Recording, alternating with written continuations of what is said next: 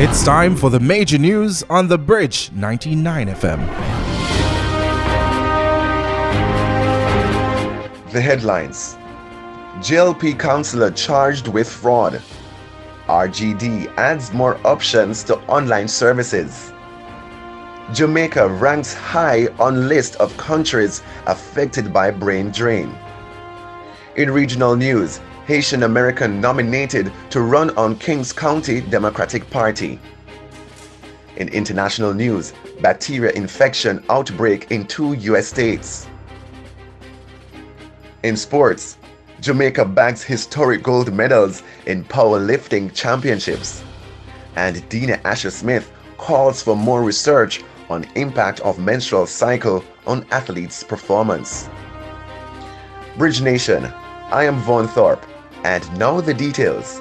We begin with local news. The Registrar General's Department, RGD, has added 3 new online products to enhance the customer service experience as the entity continues its digitization process. The services include an online application facility for adoption certificates, a real-time search engine for entry numbers, and an online wedding registry service. Minister without portfolio in the office of the Prime Minister, Floyd Green, explained that persons, including those overseas, can now complete the entire adoption certification process online and make payment electronically. The online wedding registry service will allow persons to apply for, schedule, and pay for weddings that will be held at various RGD locations across the island. Mr. Green pointed out that the aim is to reduce the customer load at the agency's physical locations. The minister said that the RGD's aim is to make 100% of its services accessible electronically. Now, the Jamaica Labour Party JLP councillor and businessman Christopher Towson is to appear in the St. Andrew Parish Court on fraud charges today. Mr. Towson, who owns a fleet of buses, was charged following allegations that he allowed another bus operator to use a license plate from one of his buses to operate. The action was in breach of the Road Traffic Act. Investigations later led to Mr. Towson being arrested and charged with fraudulent use of license plate, among other breaches. His attorney and relative, who also has the same name, Christopher Towson, is expected to apply for bail when the matter is mentioned. And Jamaica is among several countries highlighted on a list of places with high brain drain and migration. The country is placed second on a new human flight and brain drain index with a score of 9.1 index points. Jamaica ranked second behind Samoa, which scored a perfect 10 on the list of 177 countries compiled by the research site theglobaleconomy.com. Jamaica's poor scoring on the index follows a report that a number of teachers are leaving Jamaica for higher salaries overseas. The least affected Caribbean island by brain drain is the Bahamas, which received a score of 4.3 index points and a placement of 120. The countries on the index are ranked based on data gathered between 2007 and 2022, with 0 being the lowest score and 10 being the highest.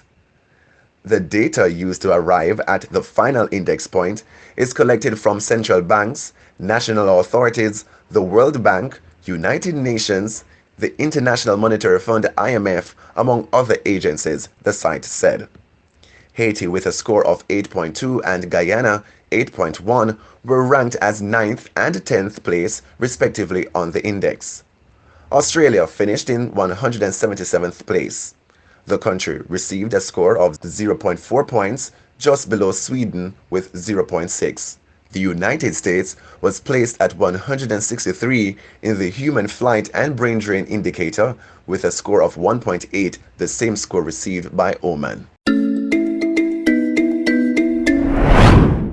On the regional scene, Haitian American Civil Court Judge Duane E. Paul says she's humbled to be officially nominated among 12 judges to run on the Kings County Democratic Party's line in the 2022 election for open bench seats in the New York State Supreme Court.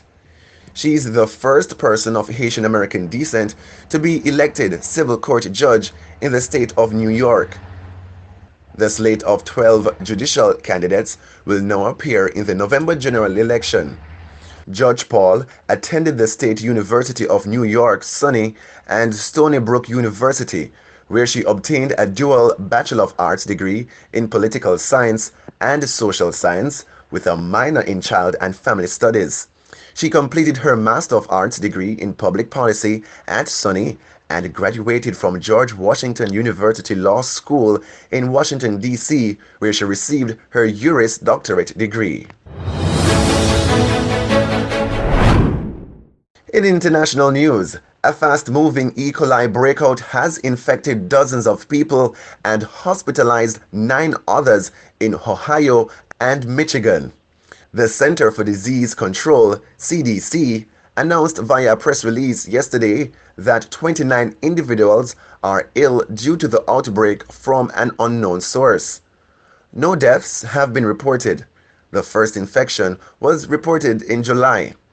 The number of infected could increase over time due to the uncertainty behind the source of the outbreak. The people infected with the bacteria are between 6 to 91 years old. The CDC says it will use its PulseNet system to track the cause of the outbreak.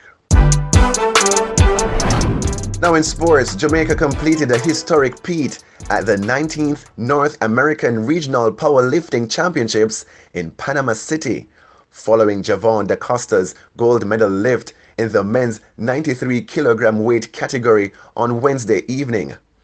Jamaica topped the categories in squats, deadlift, and bench press disciplines.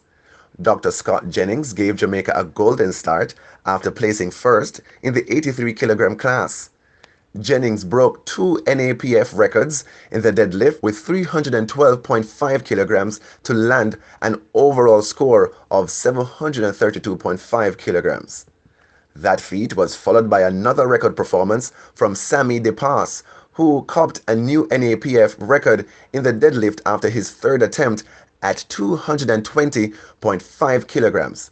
The medals are said to be the first of any kind for Jamaica in the event.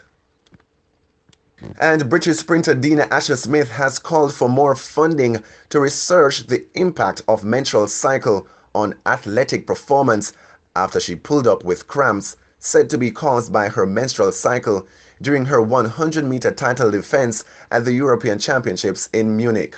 The 26-year-old pulled up 60 meters into the race on Tuesday, suffering from cramps in her calves and finished last, but swatted away any lingering injury doubts when she returned to the track on Thursday evening for the semifinals of the 200.